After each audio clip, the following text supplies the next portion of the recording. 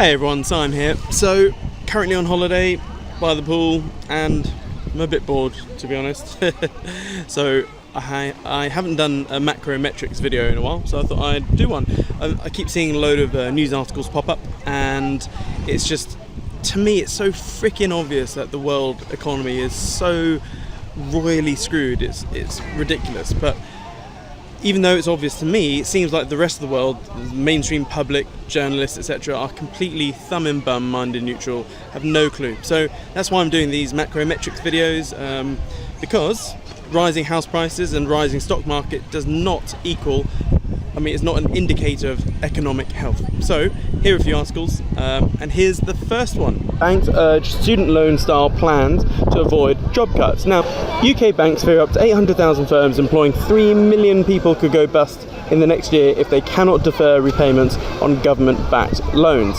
Now, like always, I'll put the links to all of these articles in this video.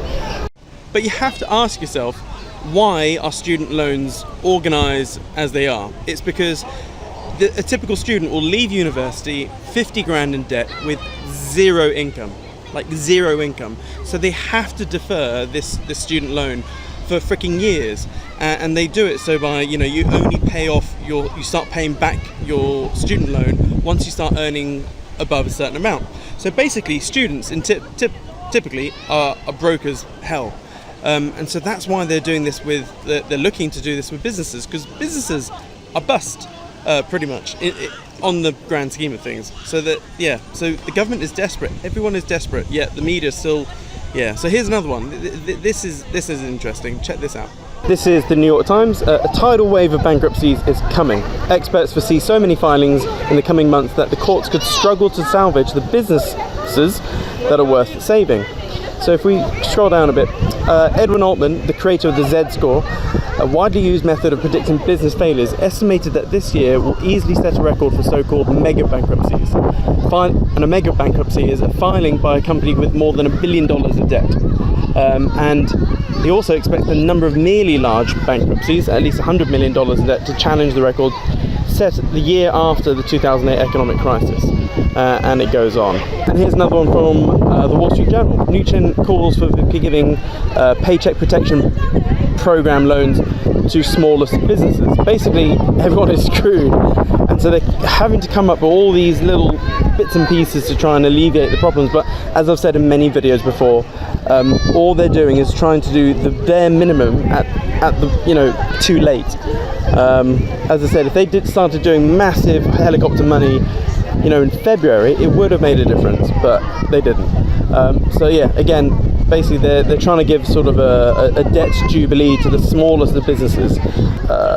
US banks and others who have said that the massive lending program should see loans under $150,000 automatically turned into grants. That would account for 86% of the roughly 4.9 million loans issued to date. That would be unreal. And last but not least, this is the absurdity coming out of the UK. Homeowners in England permitted to add 2 extra floors.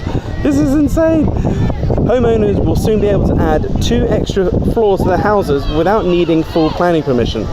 And developers will be able to knock down unused commercial premises and build residential units. All of a sudden I'm thinking it would be pretty cool to buy out Debenhams building in Norwich, turn it into a big old house. The government said the new rules would prompt people to build more bedrooms and flats for elderly relatives. That's all bullshit. The real reason is that they're trying to spark some sort of activity in the property sector. Don't forget, Rishi has, I think he has about £10 million worth of property, so he's very pro-property. Obviously local councils around the UK will absolutely hate this, because they tend to say, computer says no.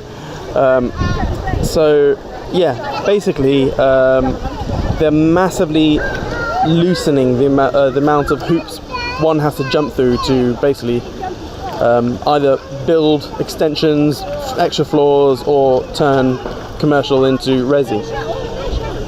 So combined with what is done with increasing the stamp duty land tax up to £500,000 and probably a lot more property perks along the way, I guess this is the first. But remember, all this is going to do is it's going to start a mini house market bubble. Like even more. It's just all they're trying to do is reinflate this bubble a little bit longer. So yeah. So that's all I got for you at the moment. Yeah, it's looking pretty grim. Now, I'm a realist. I'm not like some sort of doomsday lover, so to speak. Like with anything, there is massive opportunity in any crisis. Like, I mean, there's there's all sorts of sayings about that. But you have to understand that crashes are a good thing. So a lot of people are scared of crashes. The reason crashes are good is because what they do is they turn overvalued assets back to fair value. Normally a lot of bad policies gets corrected during crashes. Not always, not all of them, because sometimes, like in Iceland, they had a massive financial crisis in 2008, and they jailed the bankers. They did massive reformations within their financial sector, and now Iceland are pretty cool. They're fine to a degree, whereas the gangrene was not cut out of our system. But yeah, so just a little recap. I know my students know what I'm going to do, but all I'm saying is that we are about to move into a world where we have basically an inflationary world. Basically, currency is being printed into oblivion, theoretically and physically, and digitally, should I probably more precise, and it isn't trickling down into the economy. So we're not seeing any real inflation. So we're not seeing price inflation where the price of stuff goes up, because it's all being absorbed by property in the financial sector, i.e. the banks, etc. But eventually after X amount of helicopter money programs, etc., that money is going to spill into the wider world, and that's when we'll start to see price inflation. So basically, moving forward over the next couple of years, we will be entering an inflationary world.